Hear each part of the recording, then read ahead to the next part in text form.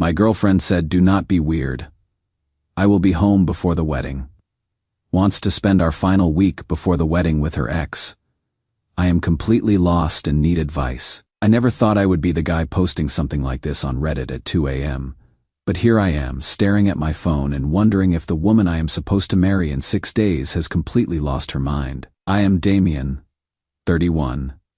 Work in commercial real estate here in Dallas.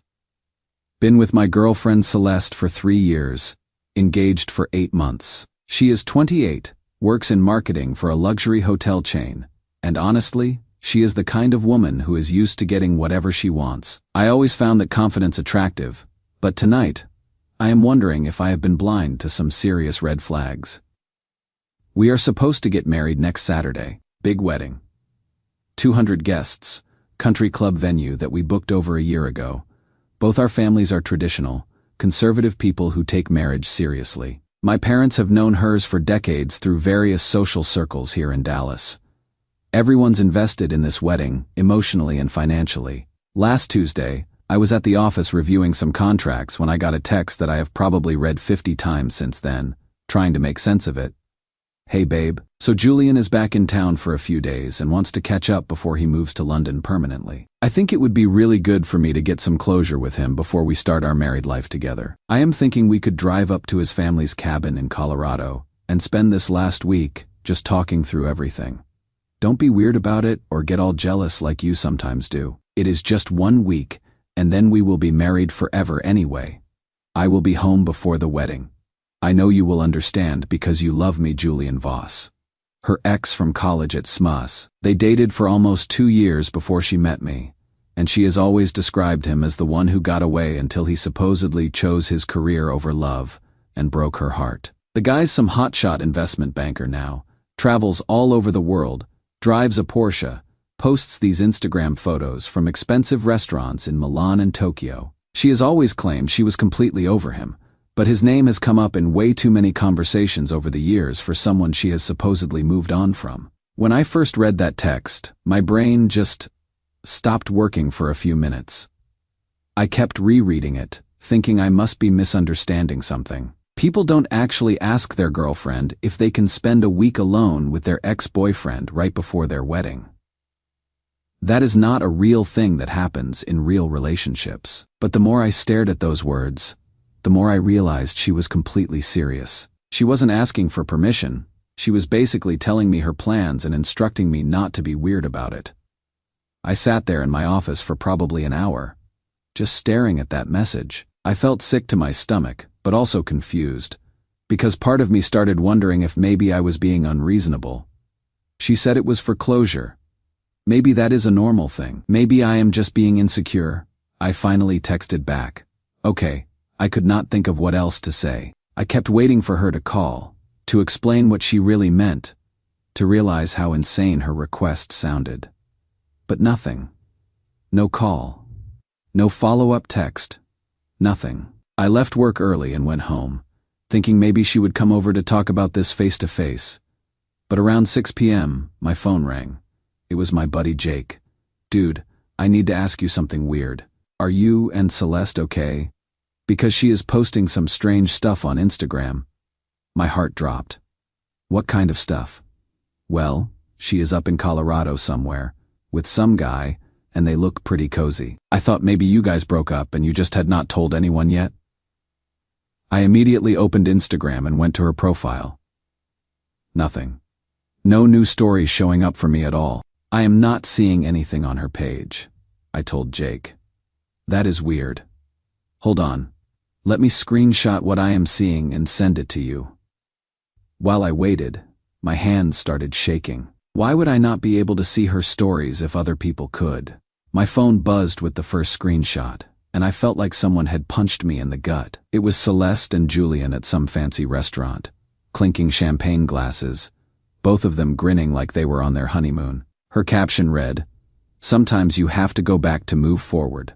The second screenshot showed them on a hiking trail, holding hands, mountains in the background. She looked happier than I had seen her look in months.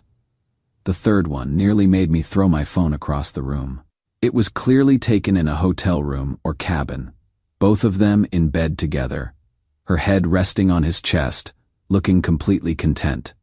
The caption said, "Finally feels like coming home." I called Jake back immediately. "Jake, I cannot see any of her stories on my phone. Why can you see them but I cannot?" There was a pause. "Oh shit, dude. I think she blocked you from seeing her stories. That is the only way that would happen." It hit me like a freight train. She had blocked me from seeing her Instagram stories so I couldn't watch her flaunting her romantic getaway with her ex-boyfriend. But she was perfectly happy to let everyone else see it, including our mutual friends, including people who knew we were supposed to get married in 6 days. I tried calling her. It went straight to voicemail. I tried again an hour later. Same thing. I have been awake all night, staring at these screenshots Jake sent me, trying to understand what the hell is happening to my life. The woman I am supposed to marry in 6 days is currently in bed with her ex-boyfriend, posting about it on social media for everyone to see except me. And she is completely unreachable. I keep going back and forth in my head. Part of me thinks this is such an obvious betrayal that I should call off the wedding immediately, but another part of me wonders if I am overreacting. We have been together for 3 years. We have 200 people coming to our wedding. Both families have spent thousands of dollars. Is this really worth blowing up our entire life over? Maybe she is right, and I am being weird about it. Maybe this really is just innocent closure and I am reading too much into these photos. Maybe she blocked me from her stories because she knew I would misinterpret things. Not because she is doing anything wrong. But I cannot stop staring at that photo of them in bed together. That doesn't look like closure to me. That looks like a woman who has fallen back in love with her ex-boyfriend. What makes this worse is realizing how calculated this seems. The timing right before our wedding when it would be hardest for me to do anything about it. The way she phrased her text to make me feel like I would be unreasonable for objecting. The blocking me from her social media while broadcasting everything to everyone else.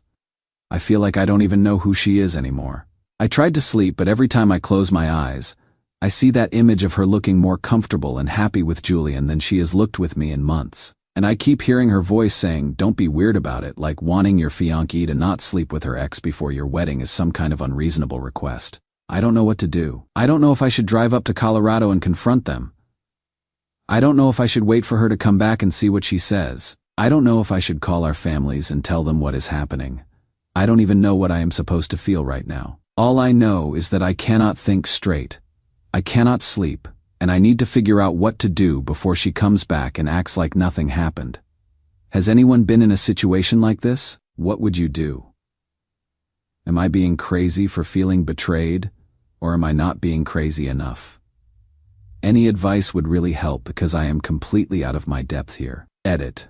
It is now almost 4 a.m. and I have been reading every single comment. Thank you to everyone who has taken the time to respond. It is helping me feel less insane. Edit 2. For people asking, no, we don't have any kind of open relationship arrangement. No, she never mentioned Julian wanting to reconnect until yesterday. And yes, I am certain these photos are from this current trip because they have timestamps from after she texted me. Update 1, I cannot believe I am back here updating this. But so much has happened in the last 48 hours that I needed to share what went down. First, thank you to everyone who commented on my original post. I spent most of that night reading every single response, and by morning it was crystal clear what I needed to do. The overwhelming consensus was right. Someone who would do this a week before their wedding isn't someone I should marry. Yesterday morning, I started making phone calls. I called our wedding planner first and told her we needed to cancel everything immediately. She was shocked and kept asking if I was sure about such a drastic decision so close to the date. I told her I had never been more certain of anything in my life. Then I called the venue, the caterer, the florist, the band, the photographer. Canceled everything. The financial hit was brutal. We lost about $30,000 in non-refundable deposits. But after staring at those photos all night, that seemed like a bargain compared to what I was avoiding. The hardest call was to my dad. I told him what had happened and that I needed him to arrange a meeting with the Wards for that evening. "What exactly did she say to you?" he asked. After I explained the situation, I read him Celeste's text word for word. There was this long silence, Then, son, I will make the calls. We will handle this properly. By 7 p.m. yesterday, both sets of parents were sitting in my parents' living room. The atmosphere was tense as hell. I could tell the Wards were hoping this was all some kind of misunderstanding that could be cleared up with a conversation. I showed them Celeste's original text first. Mrs. Ward read it twice, her face getting paler each time. Surely she didn't mean, she started to say. Then I showed them the screenshots Jake had sent me. The silence in that room was deafening. Mr. Ward's face went from confused to disgusted to furious in about 10 seconds. Mrs. Ward just stared at the photos like she couldn't process what she was seeing. She blocked you from seeing these? My mom asked quietly. Yes, she made sure I couldn't see what she was posting while making sure everyone else could. That is when Mr. Ward exploded. What the hell is wrong with her? How could she embarrass our family like this? How could she embarrass your family like this? Mrs. Ward was crying. There has to be some explanation. Maybe the photos aren't what they look like.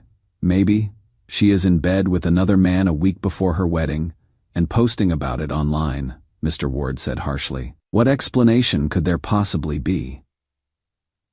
I felt bad for them. These are good people who raised what they thought was a good daughter. And now they were finding out that she was capable of something that went against everything they would taught her. We need to call her right now, Mrs. Ward said, reaching for her phone. She needs to explain herself. She dialed Celeste's number. We all watched as her expression changed from determined to confused. It is not even ringing, she said. It is going straight to some automated message that says the number is temporarily unavailable. Mr. Ward tried calling from his phone. Same result. She has turned off her phone, he said quietly, or blocked our numbers entirely. We sat there absorbing that for a moment. She had cut off communication with her own parents. Then my mom spoke up. She just posted a new photo 20 minutes ago. A check-in at some resort in Aspen. She is still active on social media. She is just not taking calls from her family. That is when it really hit everyone. This wasn't some impulsive mistake or emotional breakdown. Celeste had planned this whole thing. She had blocked me from her social media so I wouldn't have real-time evidence of what she was doing. She had cut off communication with her parents, so they couldn't talk sense into her. But she was still posting publicly because she wanted people to see her romantic reunion with Julian. She wanted to have her cake and eat it too. She wanted to spend a week playing house with her ex while keeping me on standby in case it didn't work out. Mr. Ward was pacing around the room. I cannot believe this is my daughter. We raised her better than this. We taught her about commitment, about respect, about honor. Maybe we didn't teach her as well as we thought, Mrs. Ward said through her tears. The conversation went on for another hour. The Wards kept apologizing to my family, saying they were mortified and humiliated. My parents were gracious but firm. They supported my decision completely. Before they left, Mrs. Ward grabbed my hands and looked me in the eyes. Damien, I am so sorry. You deserved better than this. You deserved better than her. That hit me harder than anything else that had happened. Her own mother was telling me I deserved better than her daughter. Today has been a whirlwind of dealing with the practical aftermath, calling all the guests to let them know the wedding is off. Most people have been supportive once I explained what happened, but there have been some uncomfortable conversations. A few mutual friends have suggested I am being hasty and should wait to talk to Celeste before making any permanent decisions. When I ask them if they had married someone who did what she did, they usually get quiet. The strangest part is how relieved I feel. Devastated, but also relieved. Like I have dodged the biggest bullet of my life. I keep thinking about something one of the commenters on my original post said. She is showing you exactly who she is. Believe her. She showed me that she is someone who thinks spending a week with her ex-boyfriend before her wedding is acceptable behavior. She showed me that she is someone who will manipulate situations to get what she wants while avoiding consequences. She showed me that she is someone who will cut off her own family when they might interfere with her plans. I am heartbroken. But I am also grateful this happened now instead of after we were married. The wedding was supposed to be this Saturday. Instead, I will be helping my parents return gifts and figuring out how to rebuild my life. Still no word from Celeste. She is still posting photos from her romantic getaway. still ignoring her family's attempts to contact her. Part of me wonders what she thinks is going to happen when she comes back. Does she really believe I will just pretend this never happened? I guess I will find out soon enough. Edit. Someone asked if I am worried I made the wrong decision. Honestly, no. A woman who sees nothing wrong with what she did isn't someone I want to spend my life with. Edit 2. To the people saying I should have tried to fight for her. You cannot fight for someone who has already chosen someone else. Update 2. The last few days have been absolutely insane. And I needed to update because several people have been messaging me asking what happened when Celeste finally came back. She returned yesterday afternoon, and based on her social media activity right up until she walked through her parents' door, she had had the time of her life. Her final Instagram story was a photo of her and Julian having breakfast at some fancy resort restaurant. Captioned, "All good things must come to an end." Or do they? Here is what I learned happened when she got home. Her parents had been trying to reach her for 3 straight days. Every call went to voicemail. Every text was ignored. They were going out of their minds with worry and rage. But there was nothing they could do except watch their daughter flaunt her affair on social media. When she finally walked through their front door around 4 p.m. yesterday, she was glowing, tanned, relaxed, and apparently expecting to pick up where she left off with wedding preparations. Her mother told me she bounced in like nothing had happened and said, "Hey, I am back. How are the final wedding preparations going? I hope you didn't stress too much while I was getting my head clear." Mrs. Ward just stared at her. "Celeste, sit down. We need to talk." "About what? Is everything okay with the venue?" That is when Mr. Ward spoke up. "There is not going to be a wedding." Celeste laughed. Actually laughed. "Very funny, Dad. I know you are mad that I didn't answer my phone, but I needed some space to think. Now I am ready to be the best wife Damien could ask for." "Damien canceled the wedding," Mrs. Ward said. "He canceled everything.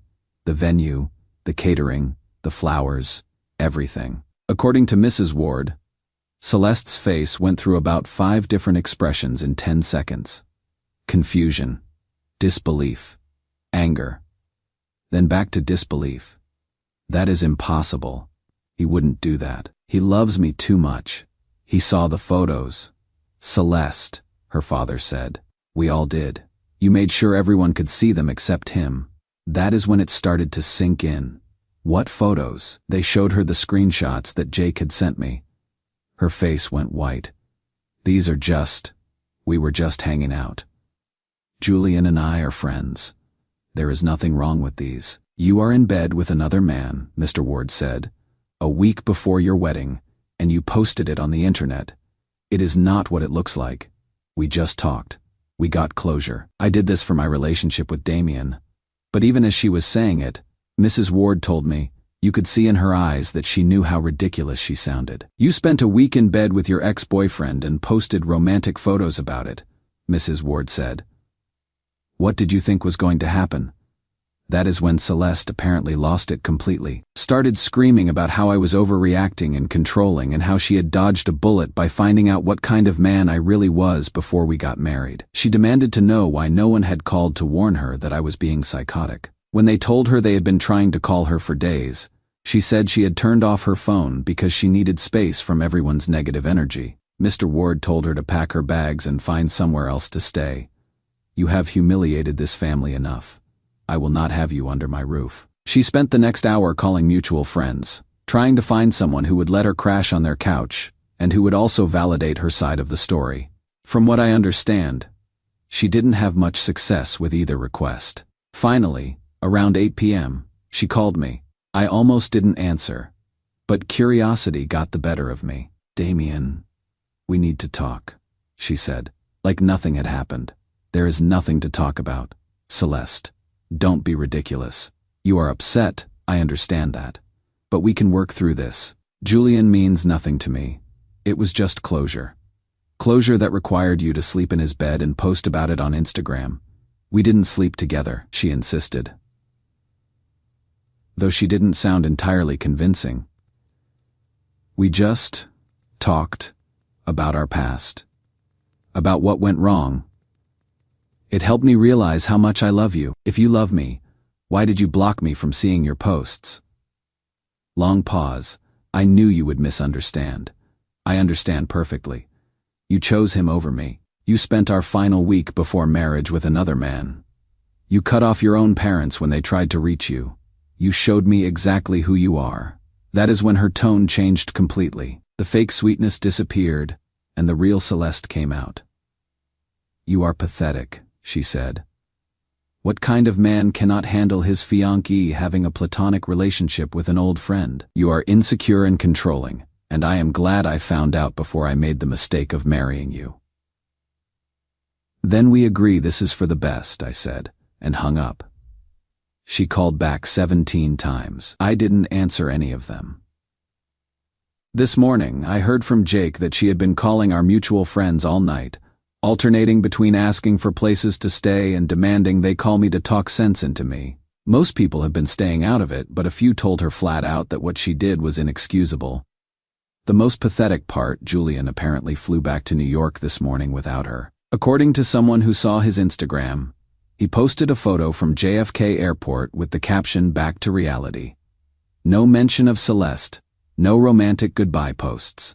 Nothing. So she threw away her relationship, her wedding, her family's respect, and her social standing for a guy who treated her like a week-long vacation, and then left without a second thought. Her parents are devastated.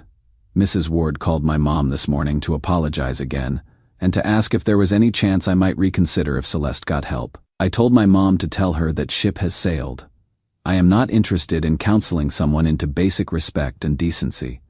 Meanwhile, I am doing surprisingly well. The initial shock and hurt have faded, and now I mostly just feel relieved, like I have avoided the worst mistake of my life. Tomorrow would have been our wedding day. Instead, I am going fishing with my dad and brother. Seems like a much better use of time. Edit. A few people have asked if she cheated physically. I honestly don't care at this point. The emotional betrayal was more than enough. Edit 2. Yes. Julian clearly played her. From what I have pieced together, he does this periodically, reaches out to his exes when he is bored, disrupts their lives, then disappears when he gets what he wants. Celeste was just his latest victim. Final update. Hey Reddit. It has been 6 months since the wedding disaster, and a lot of people have been asking for a final update. Figured I would give you closure on how everything turned out. The short version. I am doing great, better than great. Actually, I have been seeing someone for the past 3 months. Her name is Sarah. She is a pediatric nurse, and she is everything Celeste wasn't. Kind, loyal, emotionally mature, and she actually understands what commitment means. When I told her about what happened with my ex, her response was perfect. Good thing you found out who she really was before you married her. No drama. No trying to make me see Celeste's side, just straightforward recognition of what actually happened. That is when I knew Sarah was a keeper. Career-wise, things have been incredible. Without the distraction of relationship drama and wedding planning, I have been able to focus completely on work. Closed 2 major deals, got a promotion, and I am being considered for partnership track. Amazing what happens when your personal life isn't a disaster. As for Celeste, well, things are more interesting than I thought. She ended up having to move to Austin. Word spread fast in our circles about what she did, and people have long memories. Her parents barely speak to her, and when they do, it is cold and formal. The family business connections that might have helped her career are gone. Professionally, she had to leave her job at the hotel chain. Apparently, the story made its way to her colleagues and clients, and her work performance suffered badly. She is working for some small marketing firm now, making about half what she used to make. The dating scene has not been kind to her either. I have heard through mutual friends that she has had a string of short-term relationships with guys who clearly do not take her seriously. Word is that men see her as good for a few dates but not relationship material. Julian, as expected, never contacted her again after that week. He has engaged to some British woman now. Saw the announcement in his company newsletter that someone forwarded me. Guess he found someone worth committing to after all. About 3 months ago, Celeste made one final attempt to contact me. She sent a handwritten letter to my parents' house, saying she had grown and learned and asking for just one conversation to apologize properly and explain herself. I never responded. My dad threw the letter away without even showing it to me until weeks later. Last month, Sarah and I ran into one of Celeste's old friends at a restaurant. She came over to say hello and mentioned that Celeste had been asking about me, wondering if I was happy. Sarah spoke up before I could. He is very happy. We both are. The friend looked at Sarah, then at me, and just nodded. Good for you both. That whole situation was crazy. That pretty much sums it up. I chose self-respect over settling for someone who didn't value what I was offering. I chose my own dignity over trying to fix someone who saw my love as something to be taken for granted. Life's too short to spend it with people who see your commitment as optional. Edit. For those wondering what happened to Julian, he is doing fine. Obviously, men like him always land on their feet because they don't actually invest anything real in these situations. Celeste was just entertainment for him. Edit 2. Someone asked if I ever feel sorry for her. Not really. She made a series of calculated choices, and now she is living with the results. That is not something that happened to her. That is something she did to herself.